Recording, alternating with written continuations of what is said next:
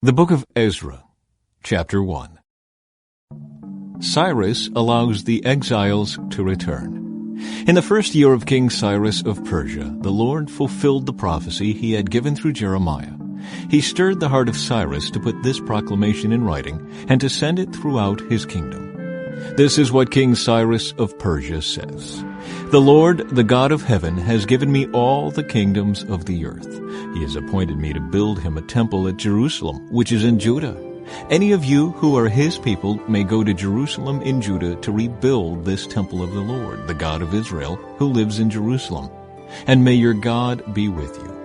Wherever this Jewish remnant is found, let their neighbors contribute toward their expenses by giving them silver and gold, supplies for the journey and livestock, as well as a voluntary offering for the temple of God in Jerusalem. Then God stirred the hearts of the priests and Levites and the leaders of the tribes of Judah and Benjamin to go to Jerusalem to rebuild the temple of the Lord. And all their neighbors assisted by giving them articles of silver and gold, supplies for the journey and livestock. They gave them many valuable gifts in addition to all the voluntary offerings. King Cyrus himself brought out the articles that King Nebuchadnezzar had taken from the Lord's temple in Jerusalem and had placed in the temple of his own gods. Cyrus directed Mithridath, the treasurer of Persia, to count these items and present them to Sheshbazzar, the leader of the exiles returning to Judah. This is a list of the items that were returned. Gold basins, 30. Silver basins, 1,000. Silver incense burners, 29. Gold bowls, 30. Silver bowls, 410. Other items, 1,000. In all, there were 5,400 articles of gold and silver. Sheshbazzar brought all of these along when the exiles went from Babylon to Jerusalem. Chapter 2. Exiles who returned with Zerubbabel. Here is the list of the Jewish exiles of the provinces who returned from their captivity. King Nebuchadnezzar had deported them to Babylon, but now they returned to Jerusalem and the other towns in Judah where they originally lived. Their leaders were Zerubbabel, Jeshua, Nehemiah, Seraiah, Realiah, Mordecai, Bilshan, Mizpar, Bigvai, Rehum, and Baanah. This is the number of the men of Israel who returned from exile. The family of Parosh, 2,172. The family of Shephatiah, 372. The family of Era, 775. The family of Pahath-Moab, descendants of Jeshua and Joab, 2,812. The family of Elam, 1,254. The family of Zattu, 945. The family of Zakkai, 760. The family of Bani, 642. The family of Bebai, 623. The family of Azgad, 1,222. The family of Adonikam, 666.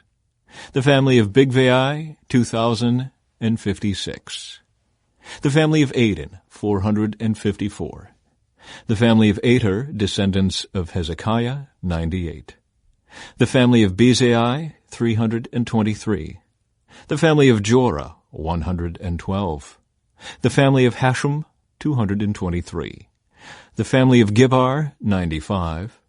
The people of Bethlehem, 123. The people of Netophah, 56. The people of Anathoth, 128. The people of Beth Asmaveth, 42. The people of Kiriath-Jearim, Kephirah, and Beeroth, 743. The people of Ramah and Geba, 621. The people of Michmash, 122. The people of Bethel and Ai, 223. The citizens of Nebo, 52. The citizens of Magbish, 156. The citizens of Elam, 1,254. The citizens of Haram, 320. The citizens of Lod, Hadid, and Ono, 725. The citizens of Jericho, 345. The citizens of Sineah, 3,630. These are the priests who returned from exile. The family of Jedaiah through the line of Jeshua, 973. The family of Immer, 1,052. The family of Pashur, 1,247. The family of Haram, 1,017. These are the Levites who returned from exile. The families of Jeshua and Kadmiel, descendants of Hodaviah, 74. The singers of the family of Asaph, 128. The gatekeepers of the families of Shallum, Ater, Talmon, Akub, Hatita, and Shobai, 139. The descendants of the following temple servants returned from exile: Ziha, Hasapha, Tobiath, Kiros, Siaha, Padan, Lebanah, Hagabah, Akub, Hagab, Shalmai, Hanan, Gidel, Gehar, Reiah, Rezin, Nekoda, Gazam, Uzzah, Paseah, Bezai, Asna, Meunim, Nephusim, Bakbuk, Hakapha, Herher, Basluth, Mehida, Hersha, Barkus, Sisera, Tema, Neziah, and Hatipha. The descendants of these servants of King Solomon returned from exile: Sotai, Hassophereth, Peruda, Jaala, Darkon, Giddel, Shephatiah, Hattil, Pokereth-Hazzebaim, and Amai. In all, the temple servants and the descendants of Solomon's servants numbered 392. Another group returned at this time from the towns of Tel-Melah, Tel-Harsha, Kerub, Aden, and Immer. However, they could not prove that they or their families were descendants of Israel. This group included the families of Delaiah, Tobiah, and Nekoda, a total of 652 people. 3 families of priests, Hobaiah, Hakaz, and Barzillai, also returned. This Barzillai had married a woman who was a descendant of Barzillai of Gilead, and he had taken her family name. They searched for their names in the genealogical records, but they were not found, so they were disqualified from serving as priests. The governor told them not to eat the priest's share of food from the sacrifices until a priest could consult the Lord about the matter by using the Urim and Thummim, the sacred lots. So a total of 42,360 people returned to Judah, in addition to 7,337 servants and 200 singers, both men and women. They took with them 736 horses, 245 mules, 435 camels, and 6,720 donkeys. When they arrived at the temple of the Lord in Jerusalem, some of the family leaders made voluntary offerings toward the rebuilding of God's temple on its original site, and each leader gave as much as he could. The total of their gifts came to 61,000 gold coins, 6,250 pounds of silver, and 100 robes for the priests. So the priests, the Levites, the singers, the gatekeepers, the temple servants, and some of the common people settled in villages near Jerusalem. The rest of the people returned to their own towns throughout Israel. Chapter 3. The altar is rebuilt. In early autumn, when the Israelites had settled in their towns, all the people assembled in Jerusalem with a unified purpose. Then Jeshua, son of Jehozadak, joined his fellow priests and Zerubbabel, son of Shealtiel, with his family in rebuilding the altar of the God of Israel. They wanted to sacrifice burnt offerings on it, as instructed in the law of Moses, the man of God. Even though the people were afraid of the local residents, they rebuilt the altar at its old site. Then they began to sacrifice burnt offerings on the altar to the Lord each morning and evening. They celebrated the Festival of Shelters as prescribed in the law, sacrificing the number of burnt offerings specified for each day of the festival. They also offered the regular burnt offerings and the offerings required for the new moon celebrations and the annual festivals as prescribed by the Lord. The people also gave voluntary offerings to the Lord.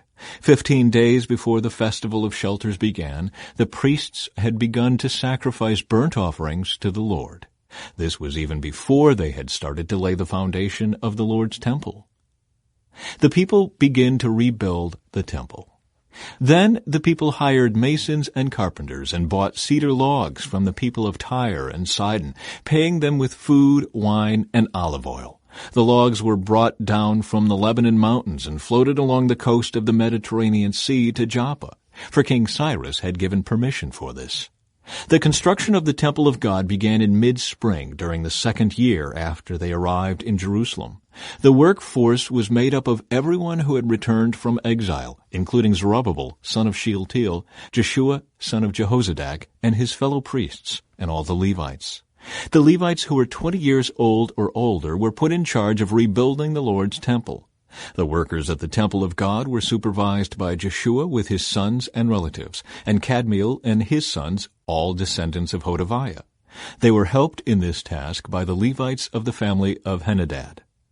When the builders completed the foundation of the Lord's temple, the priests put on their robes and took their places to blow their trumpets. And the Levites, descendants of Asaph, clashed their cymbals to praise the Lord, just as King David had prescribed.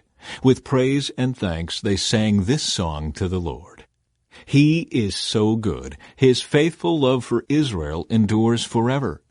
Then all the people gave a great shout, praising the Lord, because the foundation of the Lord's temple had been laid. But many of the older priests, Levites, and other leaders who had seen the first temple wept aloud when they saw the new temple's foundation. The others, however, were shouting for joy. The joyful shouting and weeping mingled together in a loud noise that could be heard far in the distance. Chapter 4. Enemies oppose the rebuilding. The enemies of Judah and Benjamin heard that the exiles were rebuilding a temple to the Lord, the God of Israel. So they approached Zerubbabel and the other leaders and said, "Let us build with you, for we worship your God just as you do. We have sacrificed to him ever since King Esarhaddon of Assyria brought us here." But Zerubbabel, Jeshua, and the other leaders of Israel replied, "You may have no part in this work. We alone will build the temple for the Lord, the God of Israel, just as King Cyrus of Persia commanded us." Then the local residents tried to discourage and frighten the people of Judah to keep them from their work. They bribed agents to work against them and to frustrate their plans. This went on during the entire reign of King Cyrus of Persia and lasted until King Darius of Persia took the throne. Later opposition under Xerxes and Artaxerxes. Years later, when Xerxes began his reign, the enemies of Judah wrote a letter of accusation against the people of Judah and Jerusalem. Even later, during the reign of King Artaxerxes of Persia, the enemies of Judah, led by Bishlam, Mithridath, and Tabeel, sent a letter to Artaxerxes in the Aramaic language, and it was translated for the king. Rehum the governor and Shimshai the court secretary wrote the letter, telling King Artaxerxes about the situation in Jerusalem. They greeted the king for all their colleagues, the judges and local leaders, the people of Tarpel, the Persians, the Babylonians, and the people of Erech and Susa, that is, Elam. They also sent greetings from the rest of the people whom the great and noble Ashurbanipal had deported and relocated in Samaria and throughout the neighboring lands of the province west of the Euphrates River. This is a copy of their letter. To King Artaxerxes from your loyal subjects in the province west of the Euphrates River. The king should know that the Jews who came here to Jerusalem from Babylon are rebuilding this rebellious and evil city. They have already laid the foundation and will soon finish its walls. And the king should know that if this city is rebuilt and its walls are completed, it will be much to your disadvantage, for the Jews will then refuse to pay their tribute, customs, and tolls to you. Since we are your loyal subjects and do not want to see the king dishonored in this way, we have sent the king this information. We suggest that a search be made in your ancestors' records, where you will discover what a rebellious city this has been in the past. In fact, it was destroyed because of its long and troublesome history of revolt against the kings and countries who controlled it. We declare to the king that if this city is rebuilt and its walls are completed, the province west of the Euphrates River will be lost to you." Then King Artaxerxes sent this reply. To Rehum the governor, Shimshai the court secretary, and their colleagues living in Samaria and throughout the province west of the Euphrates River. Greetings. The letter you sent has been translated and read to me. I ordered a search of the records and have found that Jerusalem has indeed been a hotbed of insurrection against many kings. In fact, rebellion and revolt are normal there. Powerful kings have ruled over Jerusalem and the entire province west of the Euphrates River, receiving tribute, customs, and tolls. Therefore issue orders to have these men stop their work. That city must not be rebuilt except at my express command. Be diligent and don't neglect this matter, for we must not permit the situation to harm the king's interests." When this letter from King Artaxerxes was read to Rehum, Shimshai, and their colleagues, they hurried to Jerusalem. Then, with a show of strength, they forced the Jews to stop building. The rebuilding resumes. So the work on the temple of God in Jerusalem had stopped, and it remained at a standstill until the 2nd year of the reign of King Darius of Persia. Chapter 5. At that time the prophets Haggai and Zechariah, son of Iddo, prophesied to the Jews in Judah and Jerusalem. They prophesied in the name of the God of Israel who was over them. Zerubbabel, son of Shealtiel, and Jeshua, son of Jehozadak, responded by starting again to rebuild the temple of God in Jerusalem. And the prophets of God were with them and helped them. But Tatnai, governor of the province west of the Euphrates River, and Shethar-Bozenai and their colleagues soon arrived in Jerusalem and asked, "Who gave you permission to rebuild this temple and restore this structure?" They also asked for the names of all the men working on the temple. But because their God was watching over them, the leaders of the Jews were not prevented from building until a report was sent to Darius, and he returned his decision. Tatnai's letter to King Darius. This is a copy of the letter that Tatnai, the governor, Shethar-Bozenai, and the other officials of the province west of the Euphrates River sent to King Darius. To King Darius, greetings. The king should know that we went to the construction site of the temple of the great God in the province of Judah. It is being rebuilt with specially prepared stones, and timber is being laid in its walls. The work is going forward with great energy and success. We ask the leaders, who gave you permission to rebuild this temple and restore this structure? And we demanded their names so that we could tell you who the leaders were. This was their answer. We are the servants of the God of heaven and earth, and we are rebuilding the temple that was built here many years ago by a great king of Israel. But because our ancestors angered the God of heaven, he abandoned them to King Nebuchadnezzar of Babylon, who destroyed this temple and exiled the people to Babylonia. However, King Cyrus of Babylon, during the 1st year of his reign, issued a decree that the temple of God should be rebuilt. King Cyrus returned the gold and silver cups that Nebuchadnezzar had taken from the temple of God in Jerusalem and had placed in the temple of Babylon. These cups were taken from that temple and presented to a man named Sheshbazzar, whom King Cyrus appointed as governor of Judah. The king instructed him to return the cups to their place in Jerusalem and to rebuild the temple of God there on its original site. So this Sheshbazzar came and laid the foundations of the temple of God in Jerusalem. The people have been working on it ever since, though it is not yet completed. Therefore, if it pleases the king, we request that a search be made in the royal archives of Babylon to discover whether King Cyrus ever issued a decree to rebuild God's temple in Jerusalem, and then let the king send us his decision in this matter. Chapter 6. Darius approves the rebuilding. So King Darius issued orders that a search be made in the Babylonian archives, which were stored in the treasury. But it was at the fortress at Ecbatana in the province of Media that a scroll was found. This is what it said. Memorandum. In the 1st year of King Cyrus's reign, a decree was sent out concerning the temple of God at Jerusalem. Let the temple be rebuilt on the site where Jews used to offer their sacrifices, using the original foundations. Its height will be 90 feet, and its width will be 90 feet. Every 3 layers of specially prepared stones will be topped by a layer of timber. All expenses will be paid by the royal treasury. Furthermore, the gold and silver cups, which were taken to Babylon by Nebuchadnezzar from the temple of God in Jerusalem, must be returned to Jerusalem and put back where they belong. Let them be taken back to the temple of God. So King Darius sent this message. Now therefore Tatnai, governor of the province west of the Euphrates River, and Shethar-Bozenai and your colleagues and other officials west of the Euphrates River, stay away from there. Do not disturb the construction of the temple of God. Let it be rebuilt on its original site, and do not hinder the governor of Judah and the elders of the Jews in their work. Moreover, I hereby decree that you are to help these elders of the Jews as they rebuild this temple of God. You must pay the full construction costs, without delay, from my taxes collected in the province west of the Euphrates River, so that the work will not be interrupted. Give the priests in Jerusalem whatever is needed in the way of young bulls, rams, and male lambs for the burnt offerings presented to the God of heaven. And without fail provide them with as much wheat, salt, wine, and olive oil as they need each day. Then they will be able to offer acceptable sacrifices to the God of heaven and pray for the welfare of the king and his sons. Those who violate this decree in any way will have a beam pulled from their house. Then they will be tied to it and flogged, and their house will be reduced to a pile of rubble. May the God who has chosen the city of Jerusalem as the place to honor his name destroy any king or nation that violates this command and destroys this temple.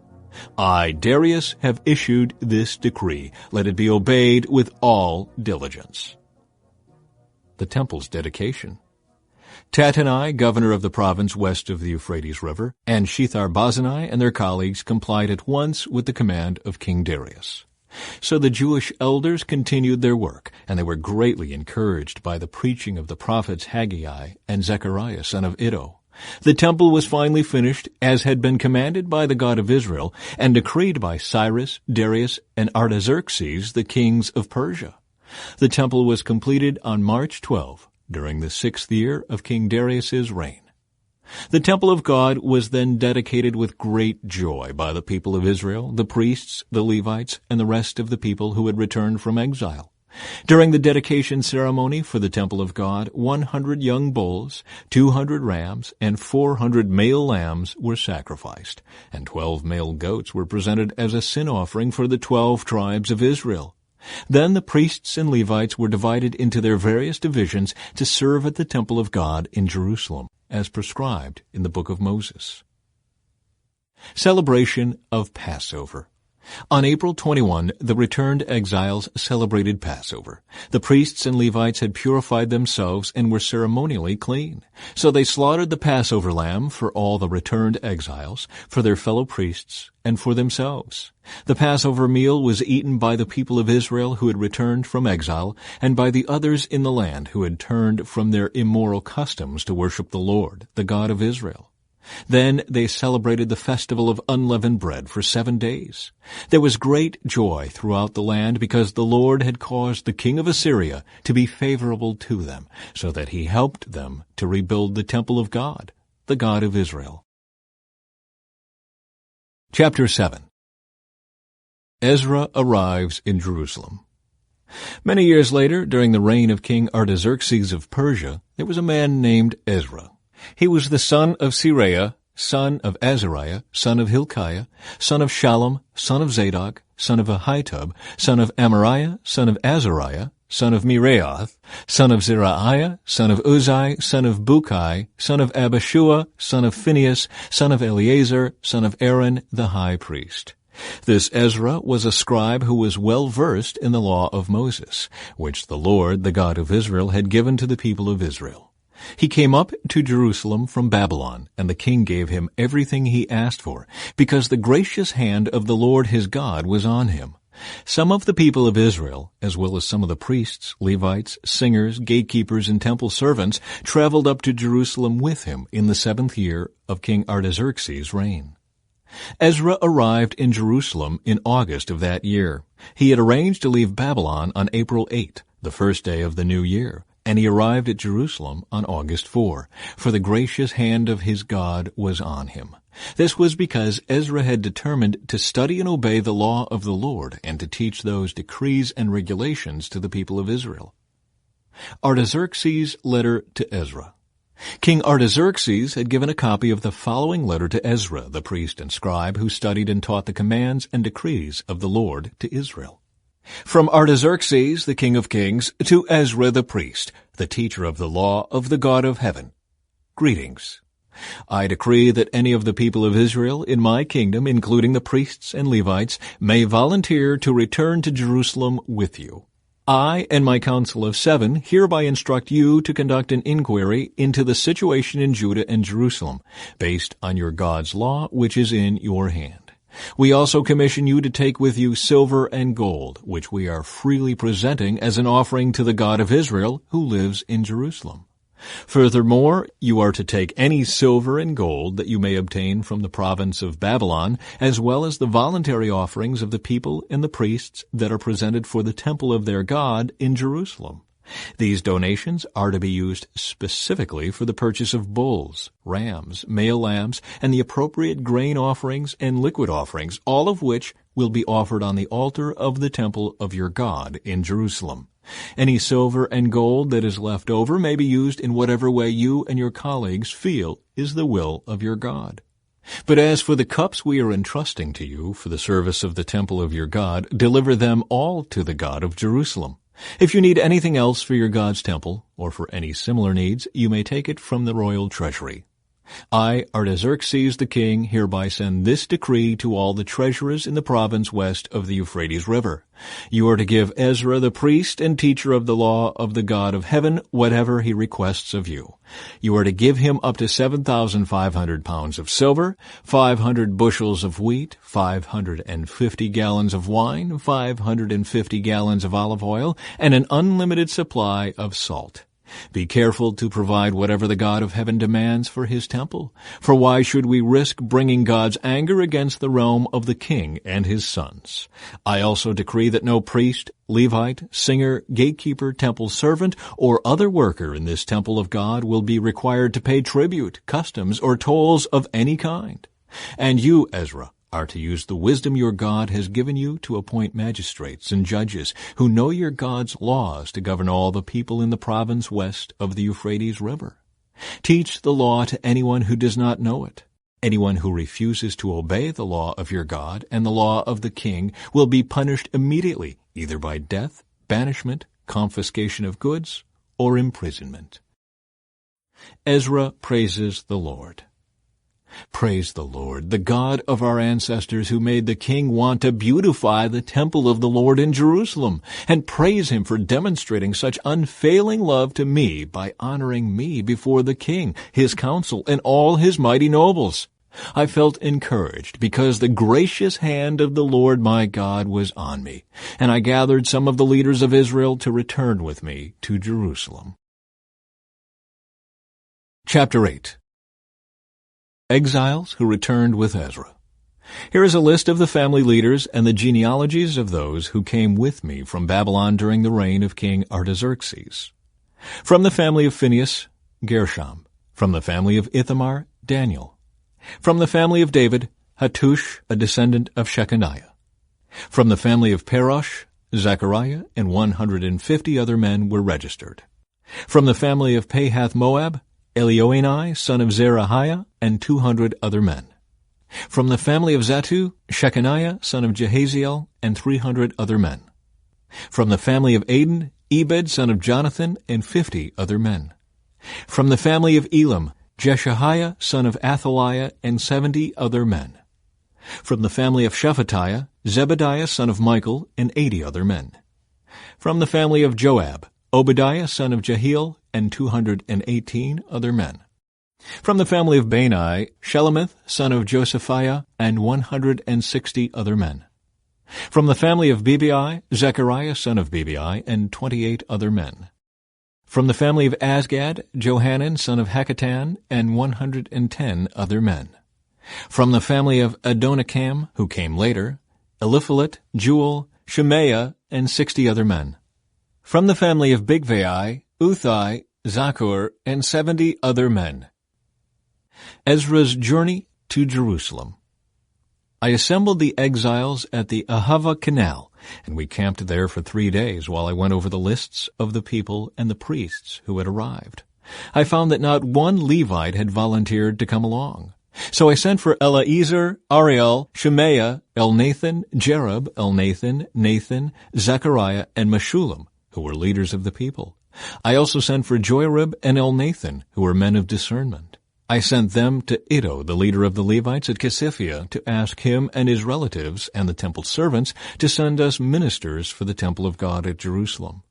Since the gracious hand of our God was on us, they sent us a man named Sherebiah, along with 18 of his sons and brothers. He was a very astute man and a descendant of Malhi, who was a descendant of Levi, son of Israel. They also sent Hashabiah, together with Jeshiah, from the descendants of Merari, and 20 of his sons and brothers, and 220 temple servants. The temple servants were assistants to the Levites, a group of temple workers first instituted by King David and his officials. They were all listed by name. And there, by the Ahava Canal, I gave orders for all of us to fast and humble ourselves before our God. We prayed that he would give us a safe journey and protect us, our children, and our goods as we traveled. For I was ashamed to ask the king for soldiers and horsemen to accompany us and protect us from enemies along the way. After all, we had told the king, "Our God's hand of protection is on all who worship him, but his fierce anger rages against those who abandon him." So we fasted and earnestly prayed that our God would take care of us. And he heard our prayer. I appointed 12 leaders of the priests, Sherebiah, Hashabiah, and 10 other priests, to be in charge of transporting the silver, the gold bowls, and the other items that the king, his council, his officials, and all the people of Israel had presented for the temple of God. I weighed the treasure as I gave it to them and found the totals to be as follows: 24 tons of silver, 7,500 pounds of silver articles, 7,500 pounds of gold, 20 gold bowls, equal in value to 1,000 gold coins, 2 fine articles of polished bronze, as precious as gold. And I said to these priests, "You and these treasures have been set apart as holy to the Lord. The silver and gold is a voluntary offering to the Lord, the God of our ancestors. Guard these treasures well until you present them to the leading priests, the Levites, and the leaders of Israel, who will weigh them at the storerooms of the Lord's temple in Jerusalem." So the priests and the Levites accepted the task of transporting these treasures of silver and gold to the temple of our God in Jerusalem. We broke camp at the Ahava Canal on April 19 and started off to Jerusalem. And the gracious hand of our God protected us and saved us from enemies and bandits along the way. So we arrived safely in Jerusalem, where we rested for 3 days. On the 4th day after our arrival, the silver, gold, and other valuables were weighed at the temple of our God and entrusted to Meremoth, son of Uriah the priest, and to Eleazar, son of Phinehas, along with Jozabad, son of Jeshua, and Noadiah, son of Binnui, both of whom were Levites. Everything was accounted for by number and weight, and the total weight was officially recorded. Then the exiles who had come out of captivity sacrificed burnt offerings to the God of Israel. They presented 12 bulls for all the people of Israel, as well as 96 rams and 77 male lambs. They also offered 12 male goats as a sin offering. All this was given as a burnt offering to the Lord. The king's decrees were delivered to his highest officers and the governors of the province west of the Euphrates River, who then cooperated by supporting the people and the temple of God. Chapter 9. Ezra's prayer concerning intermarriage. When these things had been done, the Jewish leaders came to me and said, "Many of the people of Israel, and even some of the priests and Levites, have not kept themselves separate from the other peoples living in the land. They have taken up the detestable practices of the Canaanites, Hittites, Perizzites, Jebusites, Ammonites, Moabites, Egyptians, and Amorites. For the men of Israel have married women from these people and have taken them as wives for their sons. So the holy race has become polluted by these mixed marriages. Worse yet, the leaders and officials have led the way in this outrage." When I heard this, I tore my cloak and my shirt, pulled hair from my head and beard, and sat down utterly shocked. Then all who trembled at the words of the God of Israel came and sat with me because of this outrage committed by the returned exiles. And I sat there utterly appalled until the time of the evening sacrifice. At the time of the sacrifice, I stood up from where I had sat in mourning with my clothes torn. I fell to my knees and lifted my hands to the Lord my God. I prayed, O my God, I am utterly ashamed. I blush to lift up my face to you. For our sins are piled higher than our heads, and our guilt has reached to the heavens. From the days of our ancestors until now, we have been steeped in sin. That is why we and our kings and our priests have been at the mercy of the pagan kings of the land. We have been killed, captured, robbed, and disgraced, just as we are today. But now we have been given a brief moment of grace, for the Lord our God has allowed a few of us to survive as a remnant. He has given us security in this holy place. Our God has brightened our eyes and granted us some relief from our slavery. For we were slaves, but in His unfailing love, our God did not abandon us in our slavery.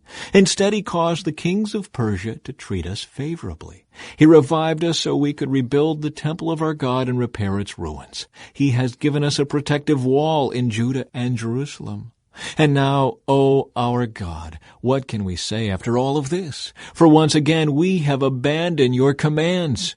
Your servants the prophets warned us when they said, "The land you are entering to possess is totally defiled by the detestable practices of the people living there. From one end to the other, the land is filled with corruption. Don't let your daughters marry their sons. Don't take their daughters as wives for your sons. Don't ever promote the peace and prosperity of those nations. If you follow these instructions, you will be strong and will enjoy the good things the land produces, and you will leave this prosperity to your children forever." Now we are being punished because of our wickedness and our great guilt. But we have actually been punished far less than we deserve, for you, our God, have allowed some of us to survive as a remnant. But even so, we are again breaking your commands and intermarrying with people who do these detestable things. Won't your anger be enough to destroy us, so that even this little remnant no longer survives? O Lord, God of Israel, you are just. We come before you in our guilt as nothing but an escaped remnant, though in such a condition none of us can stand in your presence. Chapter 10. The people confess their sin. While Ezra prayed and made this confession, weeping and lying face down on the ground in front of the temple of God, a very large crowd of people from Israel, men, women, and children, gathered and wept bitterly with him. Then Shechaniah, son of Jehiel, a descendant of Elam, said to Ezra, "We have been unfaithful to our God, for we have married these pagan women of the land. But in spite of this, there is hope for Israel. Let us now make a covenant with our God to divorce our pagan wives and to send them away with their children. We will follow the advice given by you and by the others who respect the commands of our God. Let it be done according to the law of God. Get up, for it is your duty to tell us how to proceed in setting things straight. We are behind you, so be strong and take action." So Ezra stood up and demanded that the leaders of the priests and the Levites and all the people of Israel swear that they would do as Shechaniah had said. And they all swore a solemn oath. Then Ezra left the front of the temple of God and went to the room of Jehohanan, son of Eliashib. He spent the night there without eating or drinking anything. He was still in mourning because of the unfaithfulness of the returned exiles. Then a proclamation was made throughout Judah and Jerusalem that all the exiles should come to Jerusalem. Those who failed to come within 3 days would, if the leaders and elders so decided, forfeit all their property and be expelled from the assembly of the exiles. Within 3 days, all the people of Judah and Benjamin had gathered in Jerusalem. This took place on December 19, and all the people were sitting in the square before the temple of God. They were trembling both because of the seriousness of the matter and because it was raining. Then Ezra the priest stood and said to them, "You have committed a terrible sin. By marrying pagan women, you have increased Israel's guilt. So now confess your sin to the Lord, the God of your ancestors, and do what He demands. Separate yourselves from the people of the land and from these pagan women."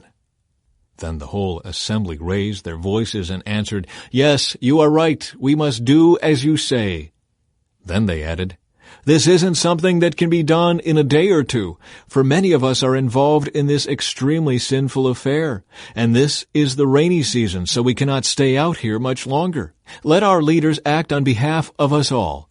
Let everyone who has a pagan wife come at a scheduled time, accompanied by the leaders and judges of his city, so that the fierce anger of our God concerning this affair may be turned away from us.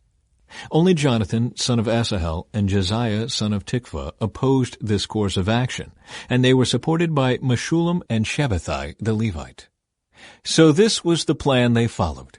Ezra selected leaders to represent their families, designating each of the representatives by name.